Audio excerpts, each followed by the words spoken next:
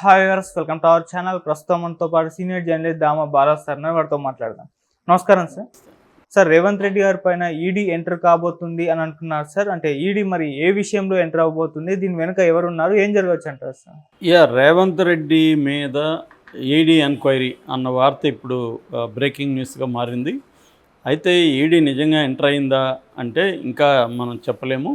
అయితే ఏం జరిగిందనేది చూద్దాం. మొన్న రేవంత్ రెడ్డి ఆగస్టు 6న అమెరికాలో ఒక కంపెనీతో ఒప్పందం కుదుర్చుకున్నాడు. మనకు తెలుసు ఆయన దాదాపు నెల రోజులు అమెరికా, తర్వాత సౌత్ కొరియా, ఈ దేశాల్లో ఆయన పర్యటించాడు. దాని నుంచి అనేక కంపెనీలతో ఒప్పందాలు, దాదాపు 31,000 కోట్ల ఒప్పందాలు చేసుకున్నామని ఆయన ప్రకటించాడు.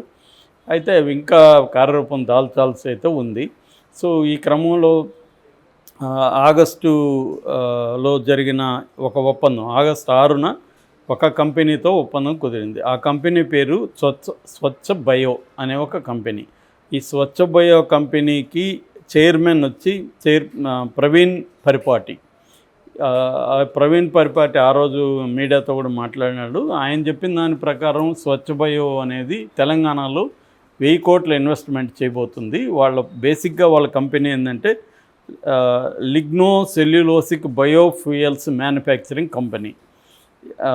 250 కిలోలు పర్ డేకి సెకండ్ జనరేషన్ బయోఫ్యూయల్ ప్లాంట్ను అక్కడ పెట్టబోతుంది. బయోఫ్యూయల్స్ ద్వారా ఏమవుతుందంటే సస్టైనబుల్ ఎనర్జీని, తర్వాత ఎకో ఫ్రెండ్లీ ఎనర్జీని, ఇప్పుడంతా కూడా మనకు గ్రీన్ ఎనర్జీ అనేది బేసిక్ కాన్సెప్ట్. అంటే ఎన్విరాన్మెంటల్ ఫ్రెండ్లీగా ఉండాలి, ఎకో ఫ్రెండ్లీగా ఉండాలి. ఎనర్జీ ప్రొడక్షన్ అనేది ఇవాళ వరల్డ్ వైడ్గా కూడా ఎవాల్వ్ అవుతున్న కాన్సెప్ట్. ఎందుకంటే ఎనర్జీ ప్రొడక్షన్, డిస్ట్రిబ్యూషన్లో ఎన్విరాన్మెంట్ పాడవుతుందనేది ఆందోళన కలిగిస్తుంది. కాబట్టి గ్రీన్ ఎనర్జీ అంటారు ఓవరాల్గా. ఇలాంటిగా బయోఫ్యూయల్ని ఈ కంపెనీ చేస్తుందన్నమాట. సో ఈ కంపెనీ ఇంకొక ఇంటర్నేషనల్ కంపెనీతో కూడా టైఅప్ అయింది. అది ఇంటర్నేషనల్ ప్లాంట్ సుగానిట్ బయో రెన్యూవబుల్స్ అనే ఇంకొక కంపెనీతో ఈ స్వచ్ఛ బయో కంపెనీ టైఅప్ అయ్యి రోజుకి 250 కిలోలు సెకండ్ జనరేషన్ బయోఫ్యూయల్స్ని తయారు చేసే ప్లాంట్ ఫస్ట్ పెట్టబోతున్నాం. ఫస్ట్ పేజీలో 1000 కోట్లు ఇన్వెస్ట్మెంట్ ఉంటుంది. ఇందులో ప్లాంట్లో 250 మంది పనిచేస్తారు. ప్లాంట్ తర్వాత దీని డిస్ట్రిబ్యూషన్ కావచ్చు, ఇతర సపోర్టివ్ వర్క్స్లో ఇంకొక 250 మంది, అంటే 500 మందికి ఉద్యోగాలు దీనివల్ల వస్తాయి అనేది ఈ ప్రవీణ్ పరిపాటి ఆ రోజు అనౌన్స్ చేశాడు. సో ఈ ఓవరాల్గా బయో సెల్యులార్ బయోఫ్యూయల్ ప్లాంట్ని పెట్టబోతున్నారు అనేది బేసిక్గా కాన్సెప్ట్.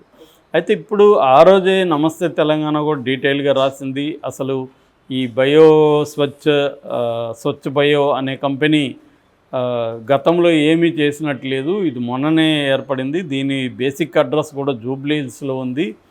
ఇది షెల్ కంపెనీ మాత్రమే. ఈ కంపెనీలో రేవంత్ రెడ్డి వాళ్ళ బ్రదరు అనుముల జగదీశ్వర్ రెడ్డి డైరెక్టర్గా ఉన్నాడు.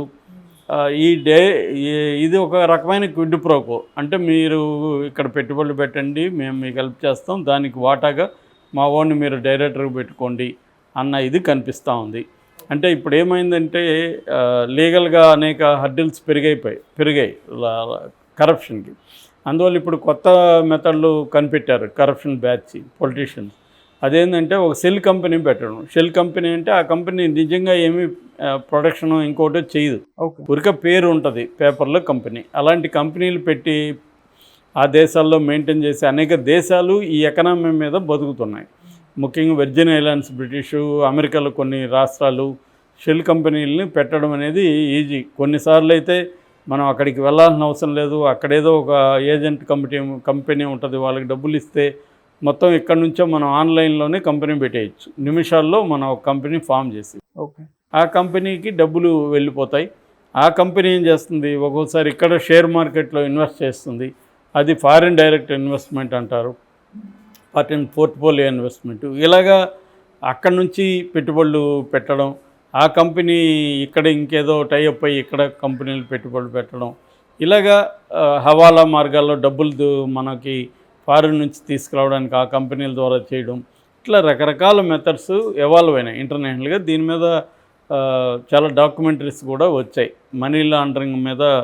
ఆ మధ్య కూడా నేను ఒక డాక్యుమెంటరీ చూశాను అమెజాన్ దీంట్లో.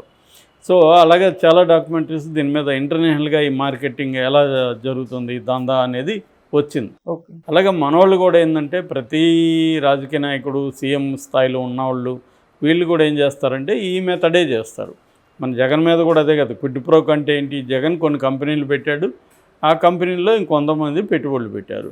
ఆ పెట్టుబడులు పెట్టిన వాళ్ళకి వేరే వ్యాపారాలు ఉంటాయి, ఆ వ్యాపారాలకి రాజశేఖర రెడ్డి హెల్ప్ చేశాడు. సో రాజశేఖర రెడ్డి హెల్ప్ చేశాడు కాబట్టి వాళ్ళ దగ్గర నుంచి డైరెక్ట్గా డబ్బులు వీళ్ళు తీసుకుంటే ఇబ్బందులు కాబట్టి నా కొడుకు పెట్టిన కంపెనీలో మీరు పెట్టుబడులు పెట్టండి అని చెప్పాడు. సో కొడుకు పెట్టిన కంపెనీలో వాళ్ళు పెట్టుబడులు పెట్టారు. ఇది ఇప్పుడు కొత్త లంచం మెకానిజం. అట్లాగే స్కిల్ డెవలప్మెంట్ కేసు కూడా అదే. స్కిల్ డెవలప్మెంట్ కేసులో కూడా ఒక లేని కంపెనీతో ఒప్పందాలు కుదుర్చుకోవడం, ఊరికే షెల్ కంపెనీలు పెట్టడం, ఆ కంపెనీలకు డబ్బులు వెళ్ళినట్టుగా వాళ్ళు సర్వీసెస్ అండ్ గూడ్స్ సప్లై చేసినట్టుగా ఇన్వాయిస్లు రైజ్ చేయడం, ఫేక్ ఇన్వాయిస్ల ద్వారా ఆ డబ్బుల్ని చేయడం, మళ్ళీ వాటిని వేరే రూపాయల్లో ఇక్కడికి రప్పించుకోవడం. ఇది అందరూ చేసే పనే. అందుకనే ఏ పొలిటికల్ పార్టీ మారినా ప్రతిపక్షాల మీద ఎందుకు ఈజీగా కేసులు పెడతారంటే వీళ్ళకి తెలుసు ఎలా చేస్తారు. ఈ మెకానిజం అంతా వీళ్ళకి కూడా తెలుసు. గతంలో వీళ్ళు చేస్తుంటారు, ఇప్పుడు వీళ్ళు ప్రత్యర్థుల మీద పెట్టడం. పైగా ఇవేమి ప్రూవ్ కావని కూడా తెలుసు, ఎందుకంటే ఇదంతా లీగల్గా జరుగుతుంది, చట్ట పరిధిలోనే జరుగుతుంది.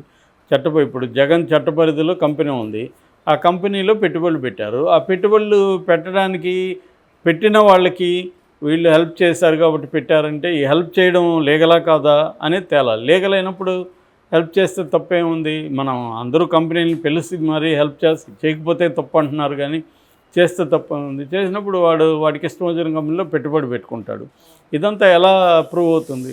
సో కాబట్టి ఇదంతా ప్రూవ్ కాదని అందరికీ తెలుసు. ఇప్పుడు జగన్ కేసులు ప్రూవ్ కావు, చంద్రబాబు మీదవి ప్రూవ్ కావు, రేవంత్ రెడ్డి మీద ఇప్పుడు చెప్తున్న ఈ అలిగేషన్ కూడా ప్రూవ్ కాదు. ఎందుకంటే లీగల్గా ఉంది. స్వచ్ఛ భయాన కంపెనీ ఉంది, ఆ కంపెనీ ఇక్కడ పెట్టుబడులు పెడుతుంది. తప్పేంటి? ఆ కంపెనీలో వీళ్ళ తమ్ముడు డైరెక్టర్గా ఉంటే తప్ప, ఉండకూడదని ఏమన్నా రూల్ ఉందా? కాబట్టి ఇది జరుగుతుంది. అయితే ఇప్పుడు ఈడీ ప్రస్తావన ఎందుకు వచ్చిందంటే, ఈడీ ఎంటర్ కాలేదు, కానీ బీఆర్ఎస్ అధికార ప్రతినిధి మన్నె క్రిషాంక్ ఆయన నిన్న ఢిల్లీలో వెళ్ళి ఎన్ఫోర్స్మెంట్ డైరెక్టరేట్ ఆఫీస్కి వెళ్ళి తను ఒక డీటెయిల్గా రిపోర్టు సబ్మిట్ చేశాడు, కంప్లైంట్ ఇచ్చాడు. మీరు ఎంటర్ కండి, ఇదంతా కూడా హవాలా మార్కెట్ లాగా ఉంది. రేవంత్ రెడ్డి మీద, వాళ్ళ తమ్ముడు జగదీశ్వర్ రెడ్డి మీద, ఈ ప్రవీణ్ పరిపాటి వీళ్ళ మీద అంతా కూడా మీరు నిఘా పెట్టి ఎంక్వైరీ చేయండి, వీళ్ళని పిలిపించండి, ఎంక్వైరీ చేయండి అనేది ఆయన నిన్న పెట్టాడు, ఢిల్లీలో రిలీజ్ చేశాడు. ఇప్పుడు ఒక వార్త వైరల్ ఏమవుతుందంటే, బీఆర్ఎస్ బీజేపీలో కలవబోతుంది కాబట్టి బీఆర్ఎస్ బీజేపీ కలిసి ఈ ప్లాన్ చేస్తున్నాయా అంటే, రేవంత్ రెడ్డి మీద ఈడీ సిబిఐ కేసులు పెట్టి రేవంత్ రెడ్డిని కంట్రోల్లో పెట్టుకోవడానికి బీజేపీ పన్నాగమా అని. ఎందుకంటే వాళ్ళు ప్రత్యర్థి పార్టీలో ఉండే సీఎంలు కూడా తమ కంట్రోల్లో పెట్టుకోవడానికి బీజేపీ ట్రై చేస్తుంది. సో ఆ యాంగిల్లో వీళ్ళు వెళ్తున్నారా? రేవంత్ రెడ్డికి కూడా ఈ భయాన్ని పెట్టి, ఇప్పుడు ఎట్లాగైతే జగన్ని తమ కంట్రోల్లో 5 ఏళ్ళు పెట్టుకున్నారు, జగన్ మీద కేసులు కత్తుల్లాగా వేలాడదీసి అవి ఎప్పుడైనా దిగచ్చు కాబట్టి ఎప్పుడు బెయిల్ క్యాన్సిల్ అయినా జగన్ జైలుకి వెళ్ళాలి. అందువల్ల జగన్ బీజేపీకి యాంటీగా ఒక నోరు విప్పి మాట్లాడే పరిస్థితి లేదు. బీజేపీ ఏ బిల్లు పెట్టినా అక్కడ బేషరతుగా మద్దతు ఇచ్చాడు. అదే మెథడ్లో ఇప్పుడు రేవంత్ రెడ్డిని కూడా బీజేపీ కంట్రోల్లో పెట్టుకోవడానికి బీఆర్ఎస్ని ఉపయోగించుకొని బీఆర్ఎస్ ద్వారా కంప్లైంట్లు ఇప్పించి దీంట్లో రేవంత్ రెడ్డి మీద ఈడీ ఎంట్రైట్గా చేసుకుంటే రేవంత్ రెడ్డి మీద కూడా కేసులు ఉంటాయి. రేపు పొద్దున్న రేవంత్ రెడ్డి కూడా పిఎంఎల్ఏ చట్టం కింద రేపు అరెస్ట్ అవ్వచ్చు, లేదా కేసులు ఉంటాయి. ఇప్పుడు డీకే శివకుమార్ మీద కేసులు ఉన్నాయి, ఆల్రెడీ కేజ్రీవాల్ జైల్లో ఉన్నాడు.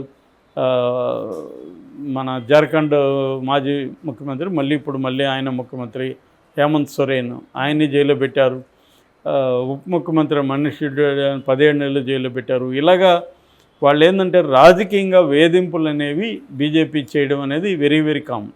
ఆ యాంగిల్లో రేవంత్ రెడ్డిని కూడా కొంత కంట్రోల్లో పెట్టుకోవడానికి బీజేపీ ట్రై చేస్తుందా అనేది ఒక వెర్షను.